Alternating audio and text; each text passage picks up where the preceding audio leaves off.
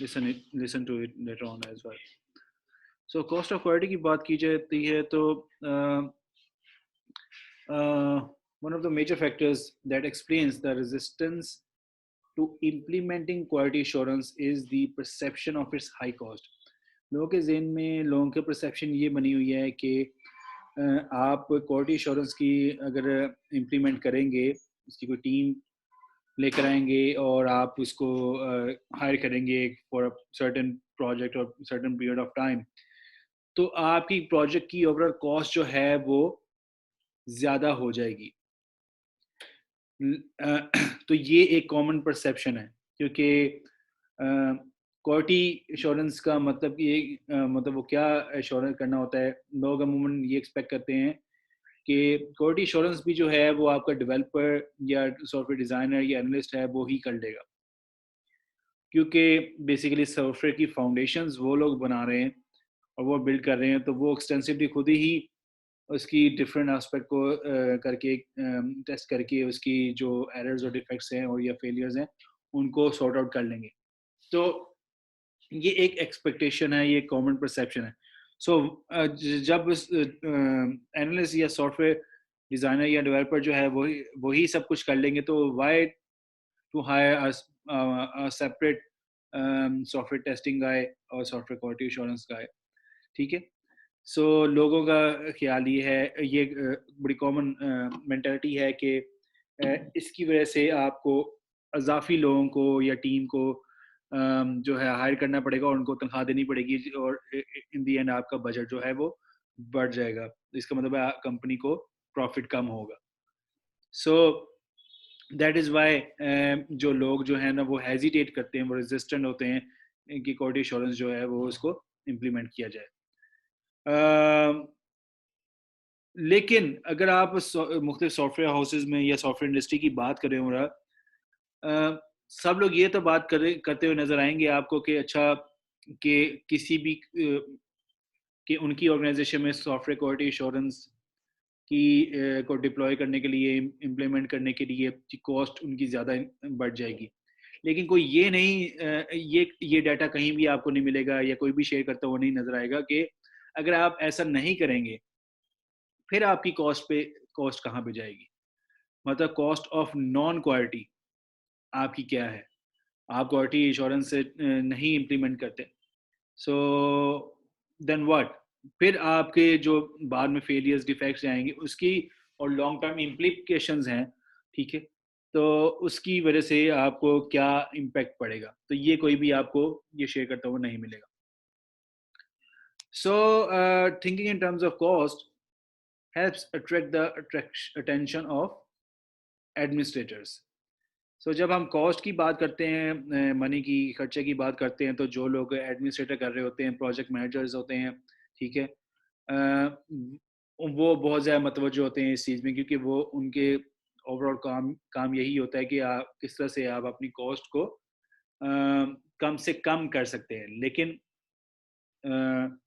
अगर आप उसे ये कहेंगे कि अच्छा इम्प्लीमेंट करने की क्वालिटी एश्योरेंस इम्प्लीमेंट करने से सॉफ्टवेयर की नॉन क्वालिटी जो है उसकी कॉस्ट काफ़ी ज़्यादा है, तो it will attract his attention, तो एडमिनिस्ट्रेटर्स इस चीज़ में इंटरेस्टेड होते हैं।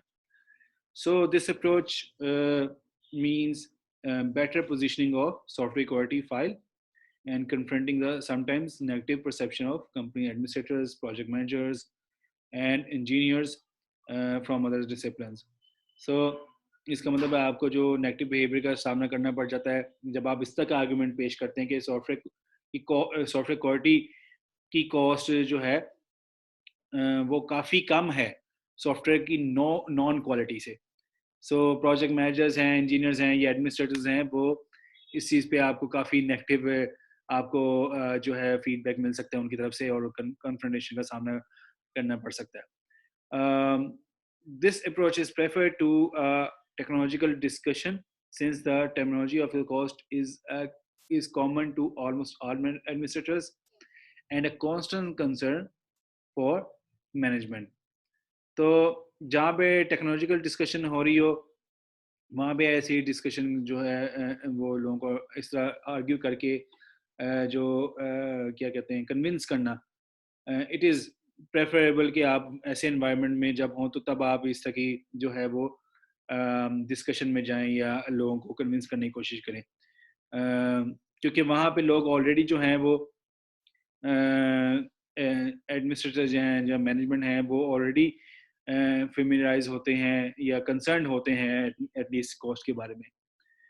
So SQA must strive to present the software quality improvement file in a way that is homogeneous and consistent with the company's other investments. ठीक है? That is as a business case for the organization. So professional way किसी भी अपने case को software quality assurance जो का जो बंदा है उसको चाहिए कि वो अपने केस को ऐसे प्रेजेंट करे जो कि ऑर्गेनाइजेशन की प्रीवियस जो हिस्ट्री में प्रोजेक्ट हो चुके हैं उनकी कुछ एग्जाम्पल कोट करके जो है वो उनको कन्विंस करे. मसलन कि उन्होंने पास्ट में कोई ऐसा ही प्रोजेक्ट किया था जिसमें कोई डिफेक्ट निकल आया और बाद में उनको उसकी लॉ सूट का सामना करना पड़ा, उसमें कंपनी की रेपुटेशन डैमेज हुई या कुछ और ऐसा वाक़या हुआ. So that is a way of doing this. So आपको केस बनाना है पहले on the basis of your arguments, not just don't just say that okay कि क्योंकि सॉफ्टवेयर क्वालिटी एश्योरेंस होनी चाहिए क्योंकि यू थिंक अबाउट इट कि ऐसा ऐसा करना बेहतर है. नहीं, you must have a proof कि वाकई में ऐसा करना कंपनी के लिए उस सॉफ्टवेयर प्रोजेक्ट के लिए बेटर है as compared to non quality software. So as software engineers, you are responsible for informing administrators. Just wait, I will have to pick a call.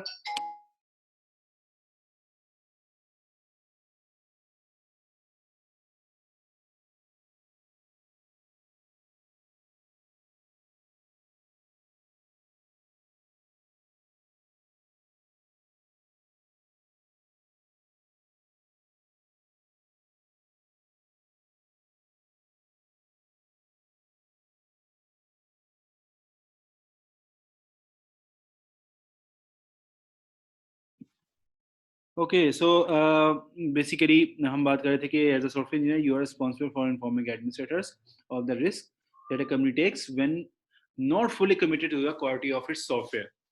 तो जो वो रिस्क ले रहे हैं ऐसा करने से आपको इन्फॉर्म करना चाहिए अपने एडमिनिस्ट्रेटर को कि वो रिस्क कितने बड़े हो सकते हैं.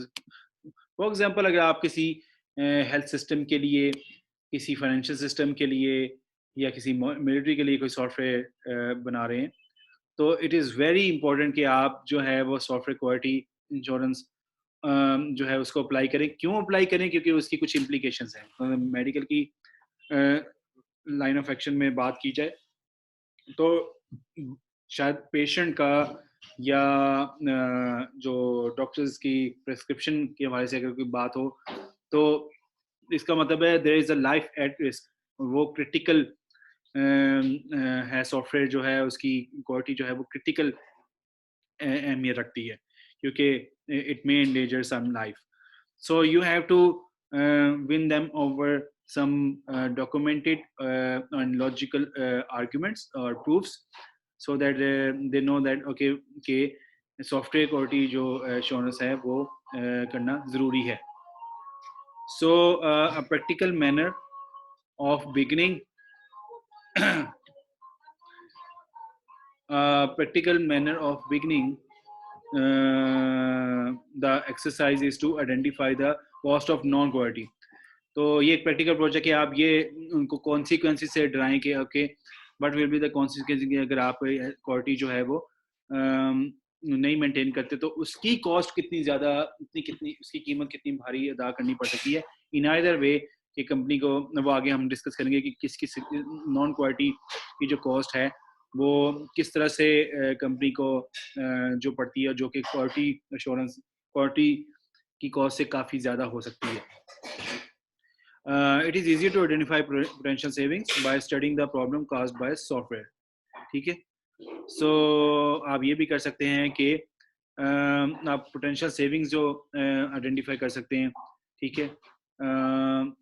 इस किस तरह से बस ये सिर्फ अगर आप अंदाज़ा लगा लें कि सॉफ्टवेयर जो की वजह से जो प्रॉब्लम आने हैं, ठीक है, वो कितने सिवियर हैं। उन सॉफ्टवेयर की अपनी किसी एरर या डिफेक्ट या फेलियर की वजह से जो प्रॉब्लम काज होंगे, उनकी जो उसकी वजह से जो कॉस्ट या आपकी रेपुटेशन या कुछ और ऐसा डैमेज हो सकता है। तो आप इस चीज़ को स्टडी करके कि जो प्रॉब्लम सॉफ्टवेयर कॉज करेगा, तो उसको अगर हम कवर कर लें तो हमारी कितनी पोटेंशियल सेविंग हो सकती है फ्यूचर में। So this is very important कि आप इस तरह से कन्विंसिंगली वो कन्विंस करें उसको, अपने एडमिनिस्ट्रेटर को। Then cost of a project can be grouped into 4 categories. 4 categories में किसी भी सॉफ्टवेयर की कॉस्ट जो है वो प्रोजेक्ट की वो ग्रुप हो सकती है। एक implementation cost, 2 prevention cost, 3 appraisal cost, and 4 the cost associated with the failures और एनॉमलीज। ठीक है, इम्प्लीमेंटेशन की क्या कॉस्ट थी, उसकी प्रिवेंशन की क्या कॉस्ट है, अप्रेजल की कॉस्ट है, और जो एनॉमलीज और फेलियर्स की वजह से कॉस्ट आपको बेयर करनी पड़ी है वो क्या है। सो देयर कैन बी, यानी कि अगर आप सिर्फ नॉर्मली लोग जो जहन में सोच रहे होते हैं वो जस्ट इम्प्लीमेंटेशन कॉस्ट को ही सोच रहे होते हैं, ठीक है, they are not thinking about all these other cost. So you can see कि किसी भी प्रोजेक्ट से रिलेटेड एडिशनल कॉस्ट एसोसिएटेड हो सकती हैं, स्पेशली जो जो कॉस्ट एसोसिएटेड हैं with failures or anomalies that can be enormous as well, because it will lead to um, the loss of some life as well. So it can be huge, and huge for the company as well. ठीक है, in financial terms as well, in terms of legal you can say implications as well. So ये सब चीज़ें important है। फिर बात करते हैं, if we certain के that all development activities are error free, then 100% of cost could be implementation cost। अगर आप ये मान लें कि आपकी तमाम जो एक्टिविटीज हैं वो एरर फ्री है, ठीक है, उसमें कोई एरर नहीं है, सिर्फ उसी केस में आप ये कह सकते हैं कि आपकी जो भी टोटल कॉस्ट आई है वो सिर्फ इम्प्लीमेंटेशन कॉस्ट ही थी। कि प्रोफेशनल कॉस्ट, अप्रेजल कॉस्ट और जो फेलियर से और नॉर्मली से रिलेटेड जो कॉस्ट है वो आपको कंसिडर ही नहीं करनी पड़ेगी, क्योंकि आपकी सारी डेवलपर एक्टिविटी एरर फ्री है। लेकिन चूंकि ऐसा नहीं होता और वी ऑफन मेक मिस्टेक्स, और गलतियां कुछ ऐसी भी होती हैं जो अनडिटेक्टेड चली जा सकती हैं आप जितनी भी कोशिश करें, because there is a human intervention, a human involvement in a process, और इसमें मल्टीपल प्रोसेसेस हैं और मल्टीपल ह्यूमंस इन्वॉल्व हो सकते हैं। सो इसलिए गलती के चांसेस और भी ज्यादा हो सकते हैं ड्यू टू मिसकम्युनिकेशन और any other thing. So we can make mistakes, and we need to be able to identify them, और हमें उनको आइडेंटिफाई करना भी जरूरी है। The cost of detecting errors are appraisal cost या टेस्टिंग जिसे कहते हैं, ठीक है। वो कॉस्ट जो आपकी आती है एरर डिटेक्ट करने के लिए, जिसे आप सॉफ्टवेयर टेस्टिंग के लिए आप कह सकते हैं, 2000 अप्रेजल कॉस्ट। और cost due to errors or anomaly cost, जो एरर्स की वजह से आती है वो अनॉमली कॉस्ट आती है, उसे अनॉमली कॉस्ट कहते हैं। And when we want to reduce the cost of anomalies we invest in training tools and methodologies, ठीक है, and these are preventional cost. So अगर हम अनॉमली को रिड्यूस करना चाहते हैं, उनकी कॉस्ट को रिड्यूस करना चाहते हैं, हम चाहते हैं कि ये जो हमारे पास जो अनॉमलीज और डिफरेंट फेलियर्स की वजह से जो कॉस्ट उसको फिक्स करने में जो प्रॉब्लम कॉस्ट आ रही है उसको हम रिड्यूस करना चाहते हैं, तो इसका मतलब है हमें इन्वेस्ट करना पड़ेगा डिफरेंट ट्रेनिंग अपने स्टाफ को, कि डिफरेंट ट्रेनिंग पे उनको अच्छे टूल्स प्रोवाइड देने पड़ेंगे, उनको मेथोडोलॉजीज पे उनके वर्कआउट करना पड़ेगा, और ये है प्रिवेंशन कॉस्ट। सो सिर्फ इन केस अगर आपकी सारी एक्टिविटी है वो एरर फ्री है, तो उसी केस में सिर्फ आप की जो 100% कॉस्ट जो है इम्प्लीमेंटेशन कॉस्ट होगी। अदरवाइज आपके पास अनॉमली कॉस्ट भी है आएगी, अनॉमली कॉस्ट को अगर कवर करना है तो प्रिवेंशन कॉस्ट आएगी, और इन सबसे बच जाए तो अगर आपके ये तो कॉस्ट नहीं आ रही, तो इसका मतलब है आपकी टेस्टिंग पे कॉस्ट तो आएगी। तो इसका मतलब है आपने फिर को डिटेक्ट करने के लिए कॉस्ट जो लगाई अप्रेजल कॉस्ट वो तो आएगी. So these are the 4 types of processes in software project, और उनसे रिलेटेड जो कॉस्ट हैं उनकी रिमूवल की वो डिफरेंट इस डिस्कस की गई हैं. अब नमाज की ब्रेक लेते हैं, उसके बाद दोबारा फिर रीजॉइन करते हैं और यहाँ से फिर रिज्यूम करेंगे. ठीक है, ओके, थैंक यू.